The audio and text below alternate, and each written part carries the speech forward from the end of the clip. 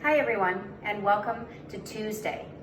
Here we have tips and tricks for nutrition, mobility, stability, strength training, and more. Join us every week for a little tip or trick to help you lose weight, get stronger, get healthier, be the best version of you.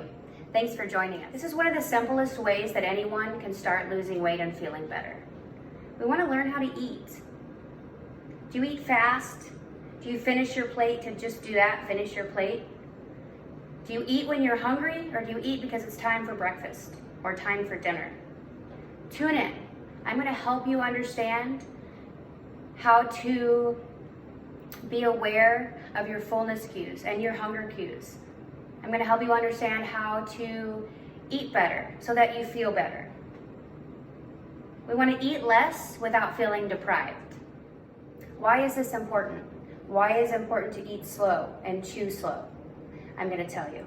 A couple of whys here. When you eat slow, you're giving your body the time necessary for it to do its job. When you chew slowly, you're allowing the intestines the time it needs to process your food properly and to pull the nutrients from it that it needs. Another why, because there's satisfaction when you savor your food. The less quickly that you chew your food, the more you're going to enjoy it. And the more you enjoy it, the more satisfied you are. The more satisfied you are, the less cravings you're gonna have, meaning the less calories you're gonna intake because you're not gonna be grabbing for those late night snacks. Okay guys, now that we've talked about why we wanna eat slowly, let's talk about how we're gonna eat slowly. Tip 1, we're gonna pause and take a breath in between each bite. Another tip we can use to eat slowly. You can start an app that has a 20-minute timer and see how long you can stretch out your meals, chewing slowly, taking one breath in between each bite. Another tip we can use to eat slowly is to place your utensils down on the table in between each bite. Also, have a drink of water in between each bite. Combine these three.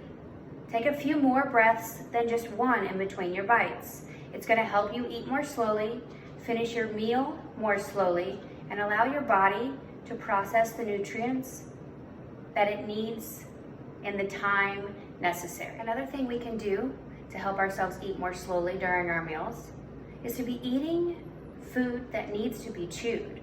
The more we have to chew, the longer it takes to eat, the more chance you have at noticing those fullness cues we've been talking about. Have a conversation with whomever you're sharing your dinner with. Talk about your day, the good, the bad, what you're grateful for, how better to be tomorrow. So if you're a nerd like me and you like research, I'm going to share this with you. There was a group of 30 women studied. They were told to eat lunch 1 as fast as they could. On day 2, lunch, they were to put their utensils down between every bite. The results here. Lunch 1, there were 646 calories that were eaten in 9 minutes.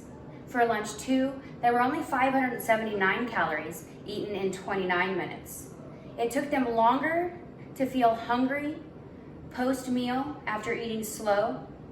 And if you think about it and you can do the numbers that quick, you're gonna see that could add up to hundreds of calories a day, a week, that you're adding in that you could be keeping out, in turn losing weight. We want to get into a calorie deficit. I'll talk about that at a later time. Thank you again for joining me. I hope to see you next Tuesday. Have a great day, everyone.